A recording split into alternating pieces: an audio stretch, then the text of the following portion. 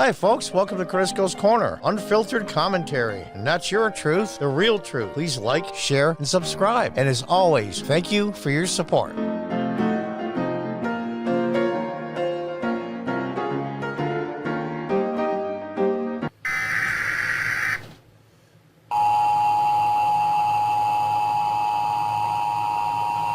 following message is being transmitted at the request of the Office of Civil Defense. This is an emergency broadcast. This is not a test. New word from the nation's top scientists on the zombie virus that appeared 2 weeks ago. They released information saying that the symptoms to watch for are aggression, foaming from the mouth, deterioration of motor skills, and an unbelievable hunger. Hi, folks. Welcome back. I just thought I'd throw that little civil defense alert in there just for fun. I'm going to talk about today, in a weird way, it's kind of symbolic to how the Democrats are now. They're finished. They're absolutely finished. They know they're finished. Most of them do. The smart ones do. And it looks like they're going to cause as much damage to the country as they can before they go.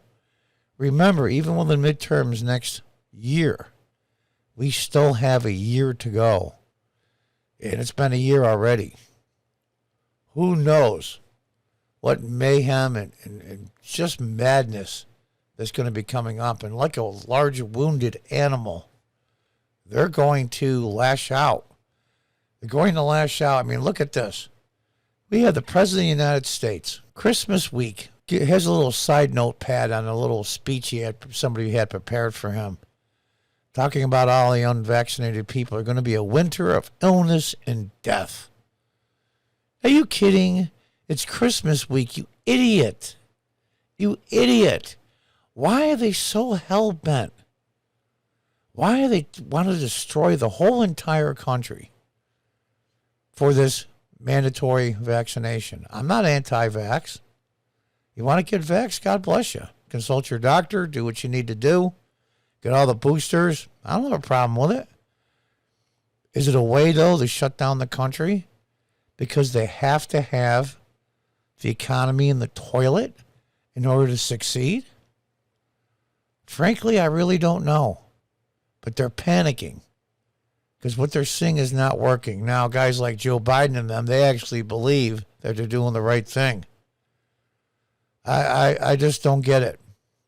But the smart ones see the jig is up. Now, let's look at Kamala Harris. Let's start with her. 50% of all respondents, 57 actually said. Now, here's the deal. You get 35% if you're the worst elected official in the history of the world. You get 35% just for fogging up a hand mirror with your nose and you're just alive and breathing. And she has 39. Here's the weird part. She hasn't even done anything. I mean, she hasn't even done anything bad besides run her mouth about the usual racism nonsense and cackling like a fool whenever she's stressed or in a unpleasant situation. This is the same woman, by the way, that just ripped Joe Biden a new one during the Democratic debates, if you remember. I mean, ripped him a new one. And my understanding is that Jill Biden, a.k.a. Dr. Joe Biden, was not amused. And of course she wouldn't be.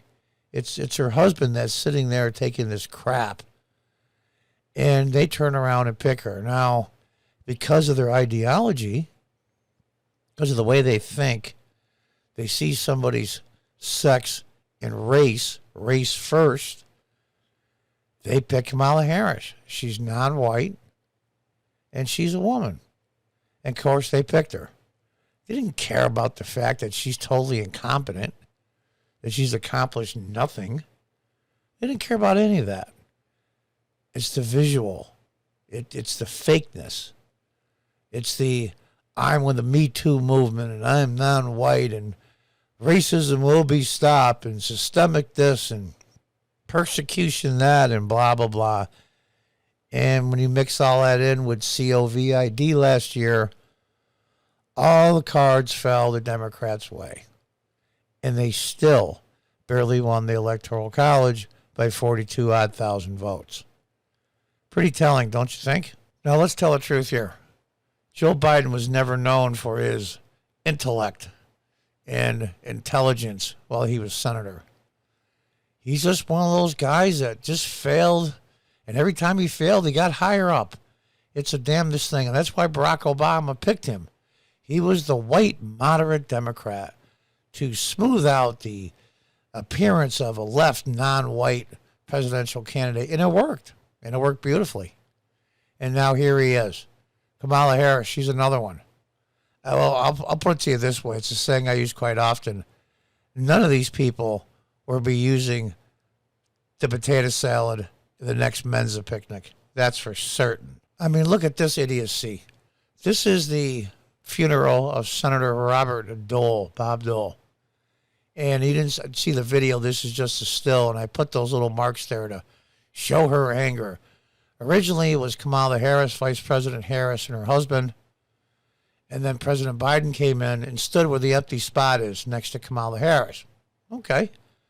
Joe Biden pulled him away and stood between him and Kamala Harris.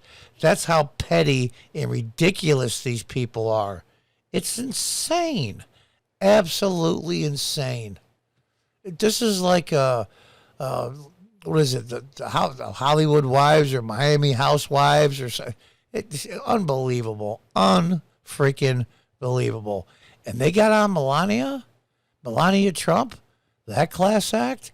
You got to be kidding, right? I go back to this. The winter of illness and death on Christmas week, because I can't get over it. Get the jab or else. So what happens then if every single person in the United States gets the vaccine? What is their goal? What's the end game here? I don't think they have one. I think Donald Trump actually broke their minds and broke the Democrat Party. They were never this bat crap crazy. Oh, they were lunatics, don't get me wrong. There was a few of them, they were just nuts in general. And they were not the most intelligent people in the world, a lot of them. But they always seem to have an end game. Now they don't. Donald Trump actually broke them. And he broke the vast majority of the legacy/mainstream media. It's amazing to me. It's amazing to me. He broke all their minds. I mean, they just...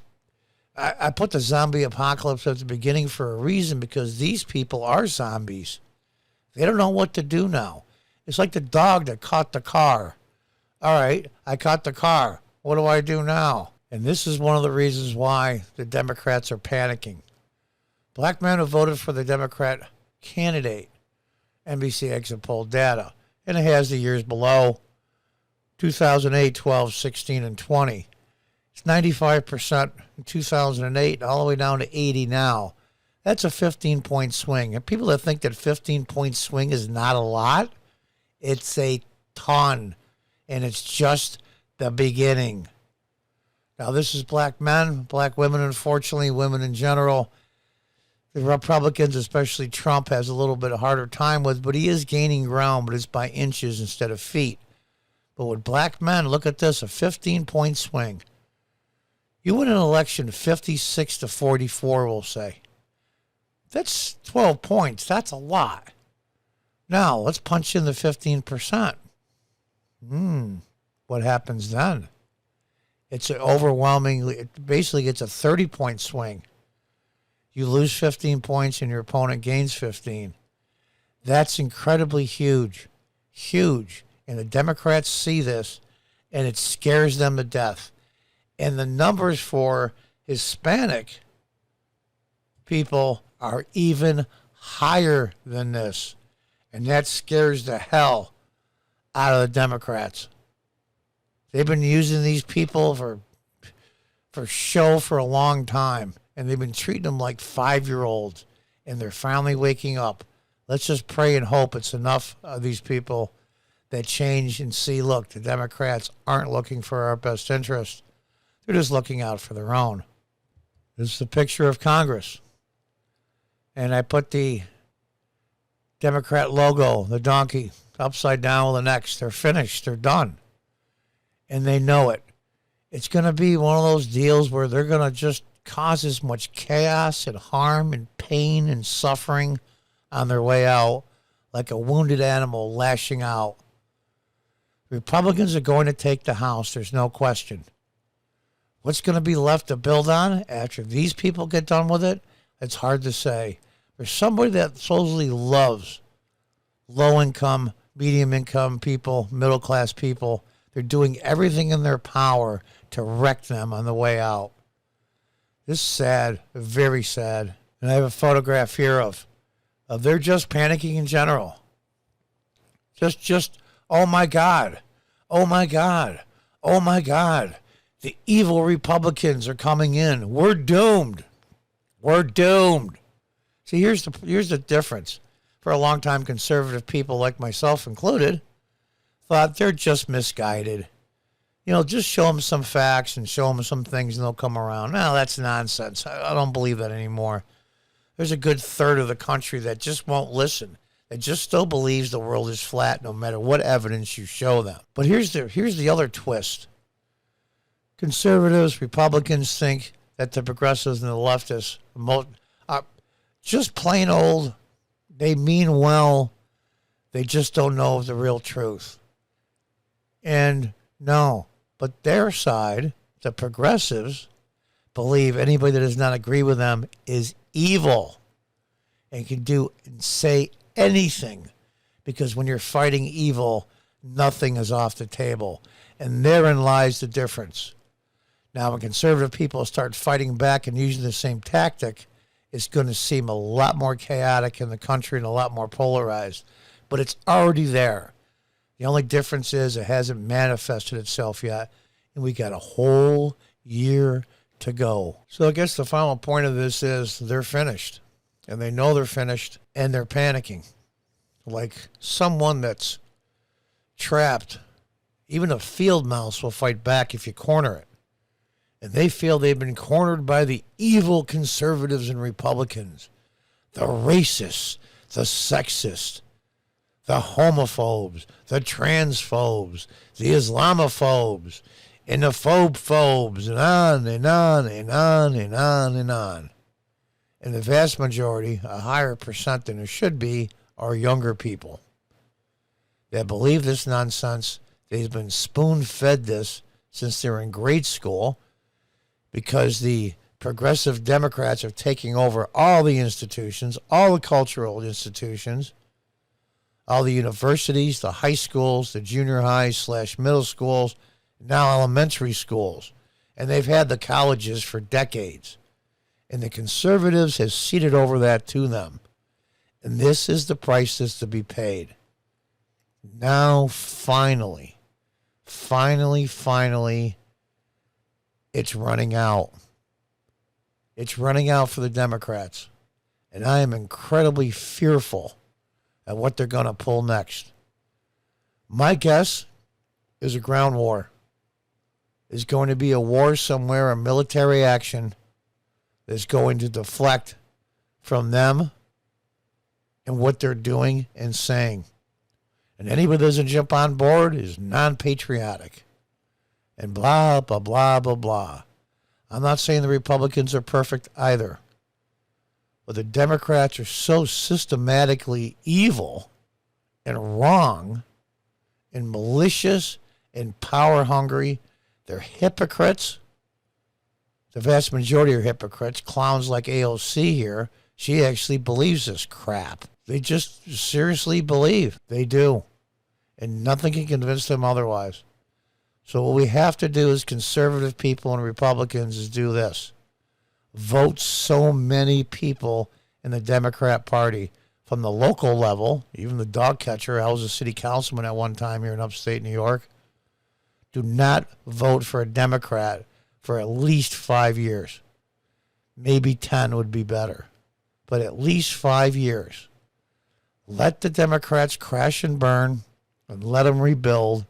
And when they eventually do rebuild, and they're a decent party that wants to contribute to the United States and looking out for its citizens or getting on the way of its citizens, then we can talk. But this party right now is over. Donald Trump broke them. They broke themselves. I mean, the neuroticism and it's just incredible to me. Just incredible. I hate to use the word because it's overused, just a snowflake generation. And they're going to have some hard lessons. And they're going to freak out, and they'll come out the other side better for it. But they're finished. So put your heads down, fight back where you can. The next year is going to be a hell of a ride. And until next time, goodbye and good luck.